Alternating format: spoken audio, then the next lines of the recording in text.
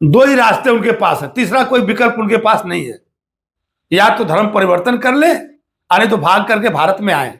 नमस्कार, मैं संजय पांडे और आप देख रहे हैं समाज की बात। बांग्लादेश कट्टरपंथ के हवाले हो गया। एक ऐसा देश जो कि आंदोलन से निकल करके बना था, शायद कट्टरपंथ से इतर हट करके वह देश बना था। क्योंकि आप देखेंगे कि जब पाकिस्तान से बांग्लादेश अलग हुआ था तो उसकी वजह यही थी कि जितने बंगाली मुसलमान थे वो तरक्की पसंद थे, वो धर्म कर्म के चक्कर में ज्यादा पढ़ने वाले नहीं थे। अगर आप देखेंगे जो कल्चर, और शायद यही सब वजह रही थी कि उनको पाकिस्तान से अलग होकर के एक अलग देश बना। और जब बना देश तो उस समय पर वहां पर जो हिंदू आबादी थी वो भी अच्छी खासी थी।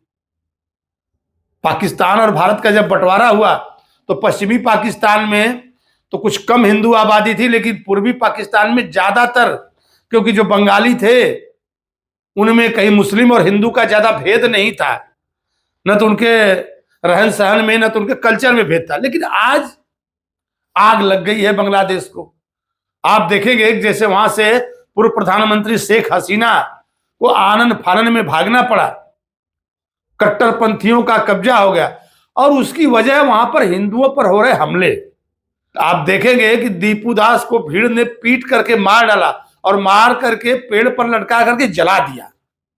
इस तरह का जघन्य कुकृत्य, और पूरे हिंदुओं में एक तरह से इस बात को लेकर के काफी आक्रोश है कि आखिर बांग्लादेश में जो हिंदू बचे रह गए थे उनकी ये दुर्दशा है। बांग्लादेश अपने अल्पसंख्यकों की रक्षा नहीं कर पा रहा है, और करेगा भी कैसे जब वहां की शेख हसीना सरकार जो तरक्की कर रही थी तो वहां पे कट्टरपंथ इस तरह से हावी हुआ कि आप देखेंगे कि उसकी वजह वहां के जो उस्मान हादी थे, जो शेख हसीना को भगाने वालों में से एक थे, उनकी खुद की जान चली गई, उन्हें गोली लगी। तो जैसा बोओगे वैसा पाओगे, इसमें कतई कोई दो राय नहीं है। जब वहां इलेक्शन हो रहे थे, वहां लोकतंत्र था, तो पूरे देश को कट्टरपंथियों ने कब्जा कर लिया, और आज बांग्लादेश जल रहा है। हालांकि पड़ोसी होने के नाते भारत पर उसके कुछ बड़े बुरे प्रभाव पड़ रहे हैं, और कुछ एक ऐसी चीजें जो भारत के पक्ष में भी जा रही हैं। जैसे आप देखेंगे कि गारमेंट्स वगैरह के जो काम थे वो भारत में आज बड़े जोरों से चल रहे हैं, क्योंकि कहीं ना कहीं बांग्लादेश के जो सस्ते लेबर थे वो गारमेंट के मामले में बांग्लादेश आगे जा रहा था। लोग यहां तक कह रहे थे कि नहीं, भारत से आगे बांग्लादेश है कपड़ा उद्योग में। लेकिन अब वही हाल, बांग्लादेश के हालात बद से बदतर हो जा रहे हैं। तो मैं बताऊं खासकर कि जब देश बटा था, जब भारत पाकिस्तान का बंटवारा हुआ था, तो उसका बेस यही था कि दोनों तरफ के लोग अदला बदली हो जाए। जो वहां के हिंदू हैं यहां आ जाएं और यहां के मुसलमान वहां चले जाए। लेकिन ऐसा हो नहीं पाया, ये हुआ कि जो जहां रह रहा वहीं रह जाए। तब तो वो रह गए, लेकिन आज उनको ये नहीं पता था कि कट्टरपंथ इतना भारी पड़ेगा, उनको रहना वहां पर भारी पड़ जाएगा। जबकि भारत में ऐसा नहीं है। यहाँ के जो अल्पसंख्यक मुसलमान थे वो बड़े आराम से हैं, उनको कोई ऐसी दिक्कत नहीं है।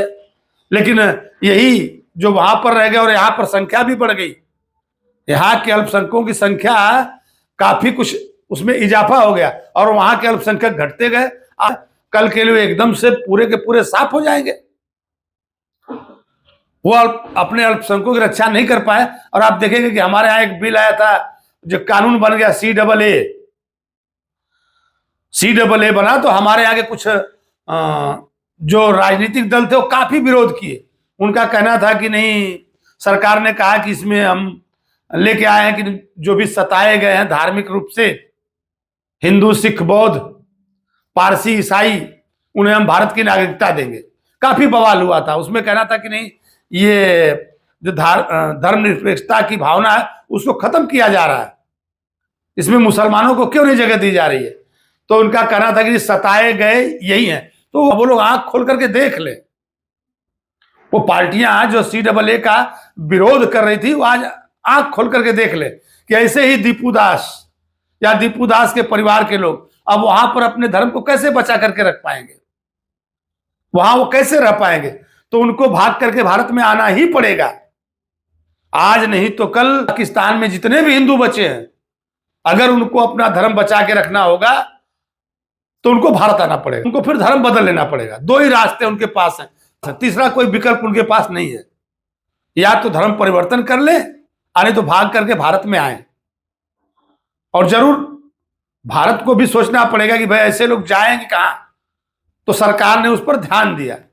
लेकिन बांग्लादेश के जो हालात हैं उस पर कहीं ना कहीं भारत को भी कुछ तगड़ी प्रतिक्रिया देनी चाहिए। बांग्लादेश के जो हालात बने हुए हैं तो कहीं ना कहीं भारत सरकार को भी उस पर कुछ तगड़ा रिएक्शन करना चाहिए भारत को कि वहां पर सीधी दखलंदाजी करे। अगर वहां पर हिंदुओं को मारा जा रहा है तो भाग करके हमारे देश में आएंगे और हमारे देश की जो संख्या है वो बढ़ेगी, तो जरूर उसमें कहीं ना कहीं हस्तक्षेप करना चाहिए सरकार को।